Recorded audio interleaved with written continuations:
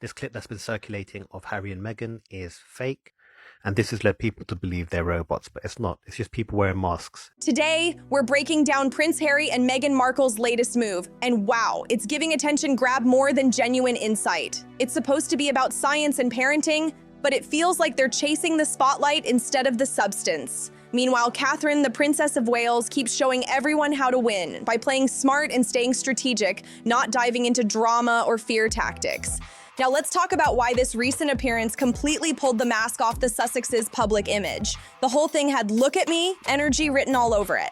Hey, I'm Beebs Kelly and welcome back. Before we dive deeper, make sure you hit that subscribe button because this one's wild. So Prince Harry and Meghan Markle made a surprise appearance on Oprah's platform, jumping into a quick chat with Jonathan Haidt and Catherine Price about their new book, The Amazing Generation. It's all about raising kids with fewer screens in a world where everyone's glued to their phones. But trust me, their appearance stole the spotlight for all the wrong reasons. This new project is meant to go hand in hand with the anxious generation, and honestly, it's a solid idea for a book.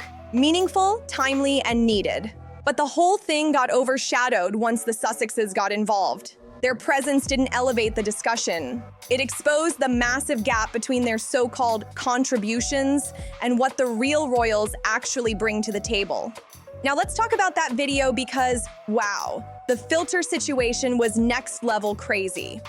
It looked more like an Instagram glam session than a serious chat.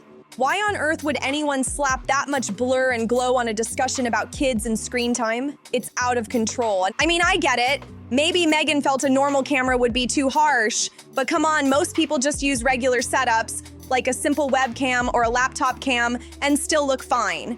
The difference here is wild. You could practically see the effort to create that airbrushed, ultra-smooth, picture-perfect glow, the kind of polished finish she's used to from high-end photo shoots or her with love Meghan appearances.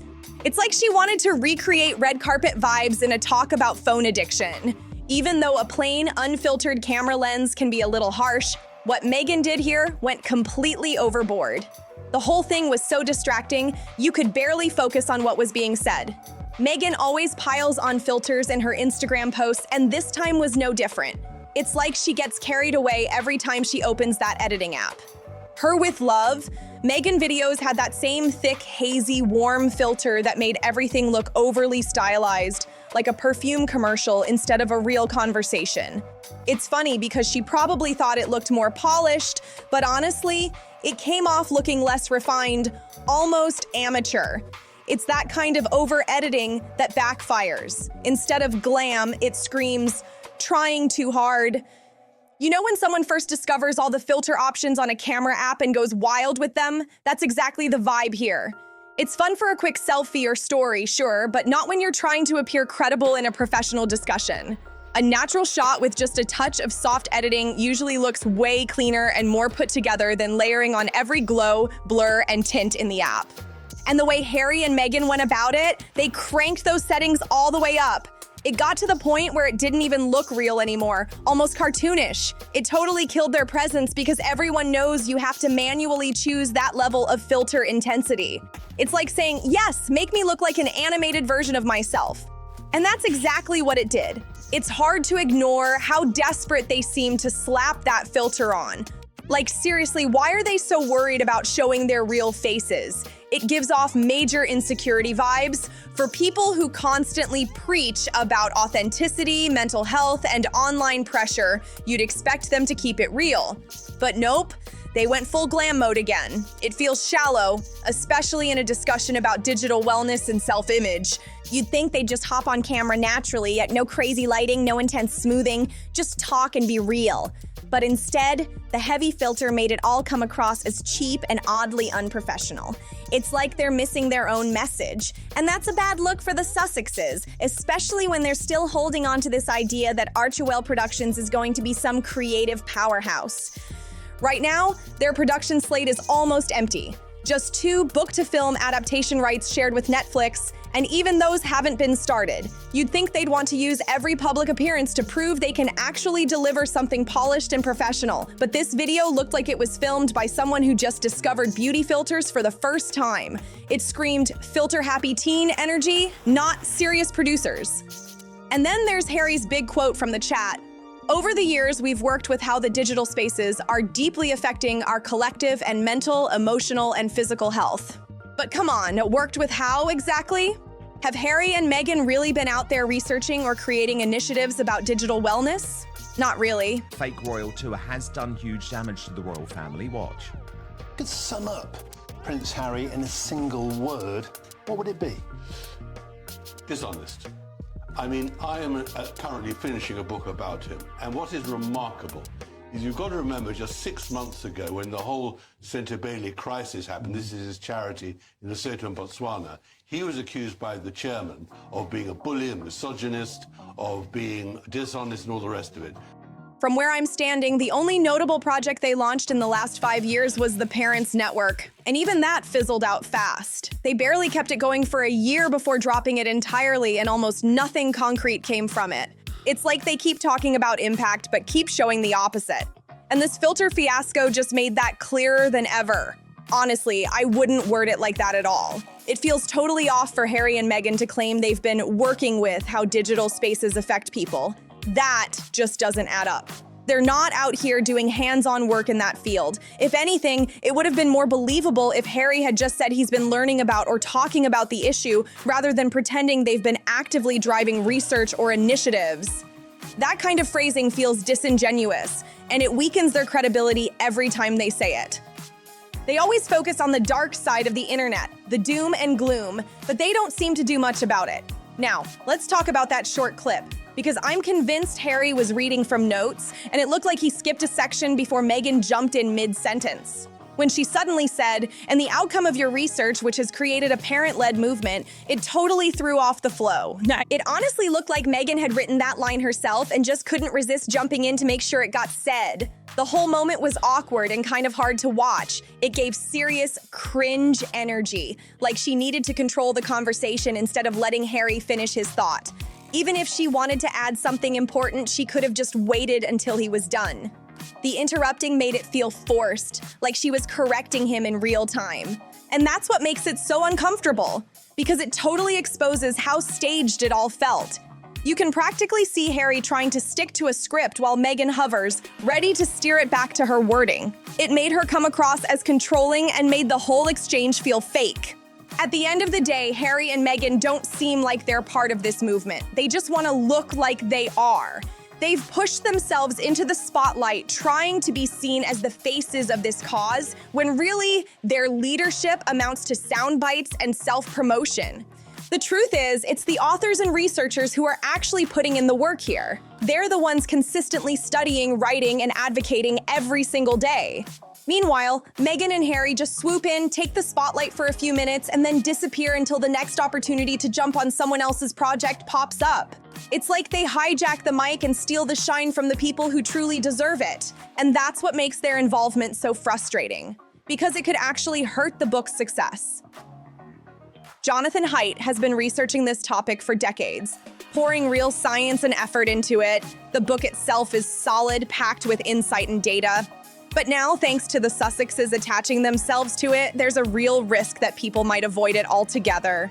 Let's be real. The public's opinion of Harry and Meghan isn't great right now. Their reputation has taken hit after hit, and their pattern of inserting themselves into things just to score points has made people skeptical. Their past projects have often come off as surface level, giving maybe 10% effort while trying to collect 100% of the praise. It's been documented over and over again, and the perception isn't getting better. Because of that, their association with something can actually turn people off. Many see their involvement and immediately go, "Oh, if Harry and Meghan are behind it, I'm out." That kind of backlash is dangerous for a project like this, especially when it deserves genuine attention and respect. Their name alone can shrink the reach and credibility of something meaningful, which is such a shame for everyone else involved. Meghan's main quote from the discussion was, "What I love is that the more we encourage our children to do this, meaning disconnect from screens and do more real-world, screen-free stuff, we mimic those same behaviors. We also start to play, and we also start to be more present." It's a nice sentiment on its own, sure, but coming from them, it sounds more like a performance than a practice. It's hard to take advice about being present from a couple who seem to live for the camera. So Meghan's message basically sounds like she's telling parents, get your kids off their screens and then you'll eventually do the same. But that's completely backward. In real life, it works the other way around. Kids copy what we do, not what we say. If we want them to spend less time glued to phones, we've got to model that behavior first. Our actions have to set the tone long before we start giving out advice. When parents establish those habits early, like putting the phone down during dinner or choosing real conversations over scrolling, kids naturally follow suit. That's what real leadership in parenting looks like. But Meghan calling herself a parenting advocate while missing such a basic point makes her sound out of touch. It's wild to see her promoting screen-free parenting while constantly appearing in overly edited, picture-perfect videos. Now, some of the press around this brief appearance focused on something called the Lost Screen Memorial. People magazine even dedicated a huge 2-paragraph section to it, and then other outlets followed right behind. That kind of coverage doesn't happen by accident. It feels like a classic PR push. I'm pretty sure the press release for this Oprah platform chat included a built-in mention of the Lost Screen Memorial, framing it as part of their ongoing Parents Network work. But what's funny is that network barely exists anymore. They launched it with big promises, then quietly handed it off halfway through and stopped engaging with it. Yet here they are, acting like it's still their active initiative.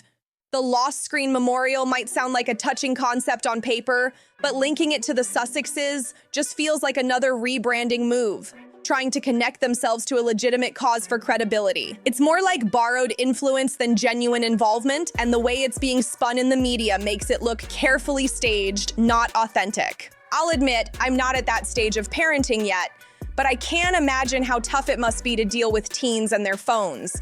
Arguing about screen time, apps, or online access sounds like a daily battle for a lot of parents. It's complicated, emotional, and constantly changing. But that's exactly why it feels strange to see Harry and Meghan speaking like experts on something they haven't even experienced yet. It's not that someone needs to go through something personally to care about it. That's fair. But the way they present themselves, with that polished, we know best attitude, just doesn't match their actual experience level. They haven't lived through raising teens in the digital age, yet they talk like they're leading experts in the field. It all feels a bit embellished, more performance than perspective. Their delivery always goes to the extremes too. Instead of diving into the nuance or exploring what most parents actually deal with, Harry and Meghan jump straight into dramatic territory. Remember when Harry said that parents need to be first responders? That kind of language sounds intense, almost fear-inducing. They focus so much on the tragic or sensational sides of digital life that they skip over the balanced conversations real families need. When they first started championing this topic, they immediately went to the darkest possible scenarios, talking about children being lost to online dangers before even addressing everyday realities like managing time, building trust, or teaching responsibility.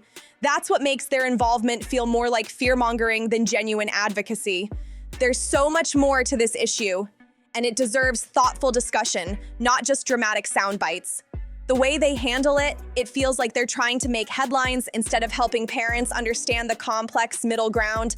That's why, instead of strengthening the cause, their presence sometimes ends up distracting from the real experts who are actually offering useful, grounded advice.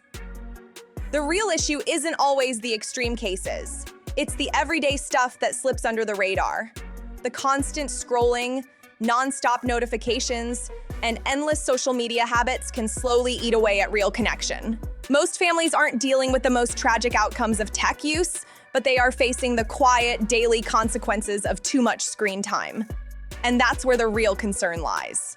But Harry and Meghan never seem to touch that part. They skip straight to the dramatic end of the spectrum, talking about the worst possible scenarios like it's the whole story.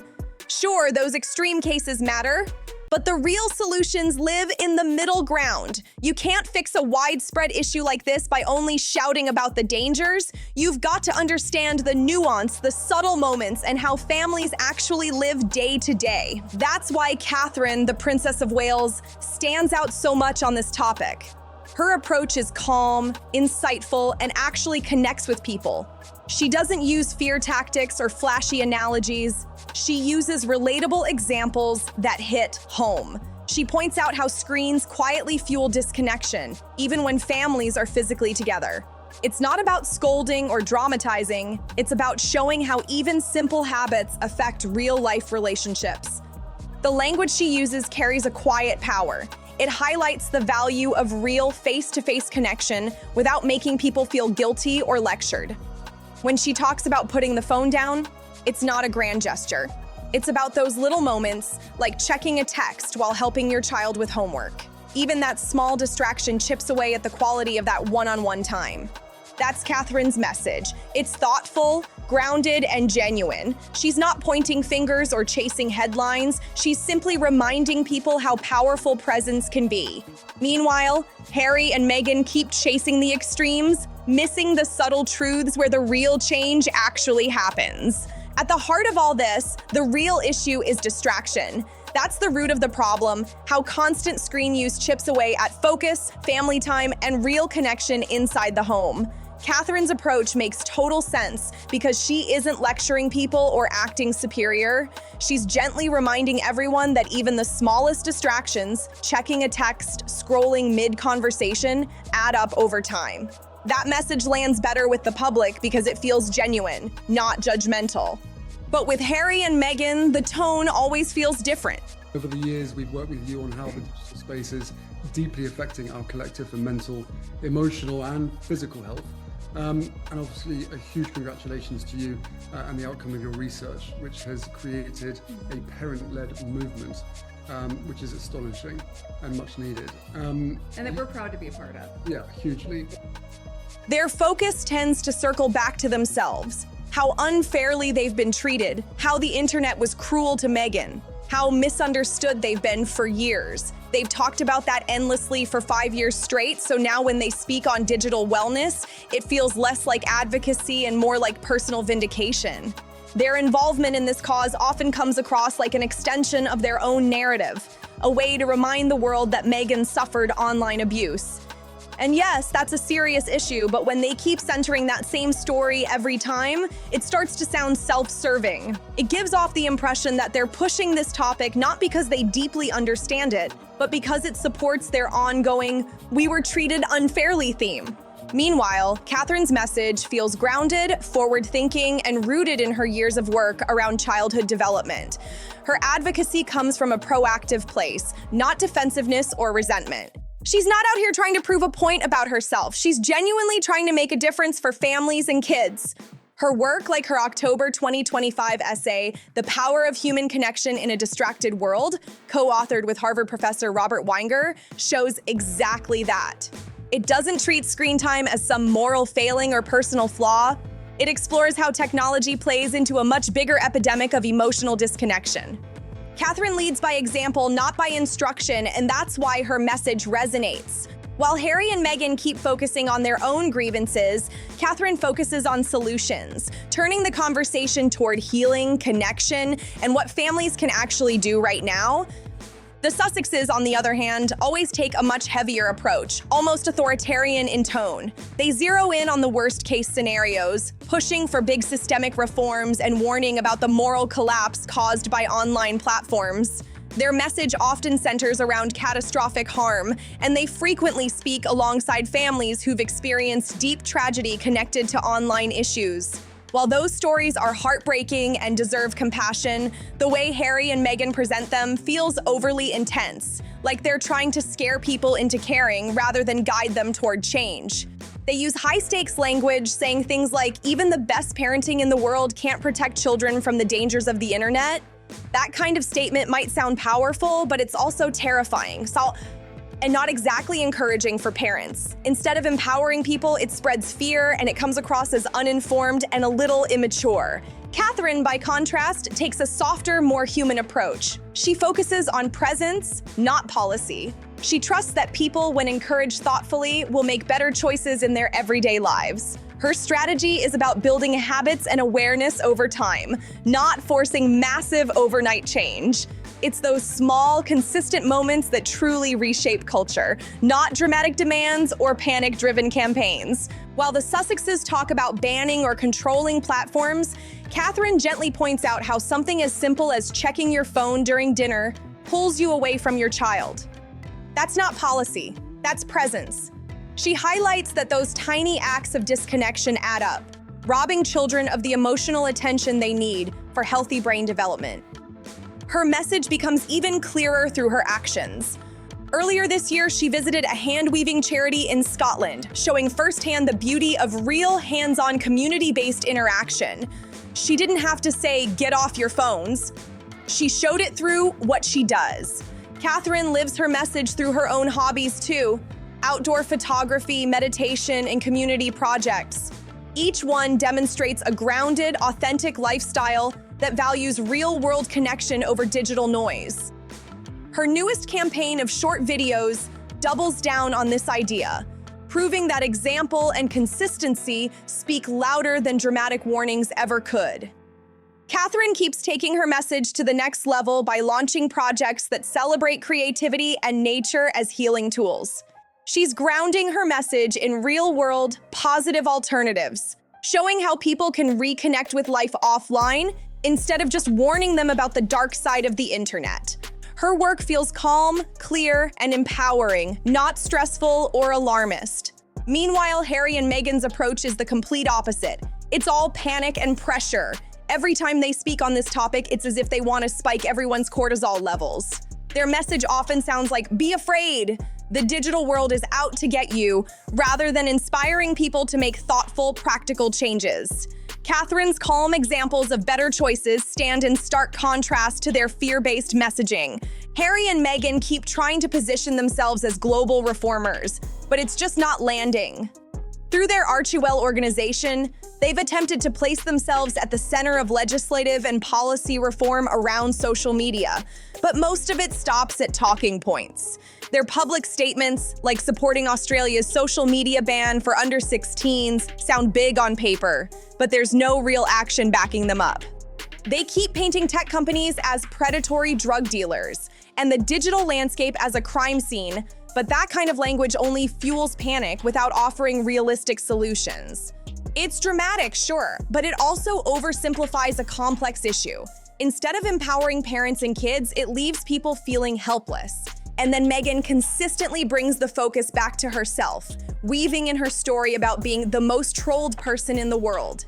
She often describes how online criticism during her pregnancy was cruel and unsurvivable, turning every discussion about digital harm into a reflection of her own struggle.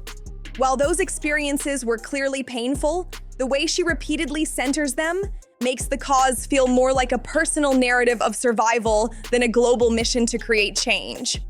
Catherine, on the other hand, gives people hope. Meghan gives them anxiety. And that's the thing. Meghan keeps positioning herself as some kind of authority on this topic, when in reality, her statements are blown way out of proportion. The way she describes what happened versus what actually happened just doesn't line up. It's exaggerated, dramatic, and not grounded in the full truth of the situation. What makes it even messier is the contradiction at the core of the Sussexes' approach. They're still living very public, media-driven lives, constantly in the spotlight, launching documentaries, interviews, and online projects, all while condemning the very platforms that keep them relevant. It's a tangled double standard that's hard to ignore. But now, I want to hear your take. What did you think of this latest appearance? Do you believe Harry and Meghan are really helping the cause, or are they just using it to reshape their image? Drop your thoughts in the comments below, and don't forget to like, share, subscribe, and join the conversation, because this story is far from over.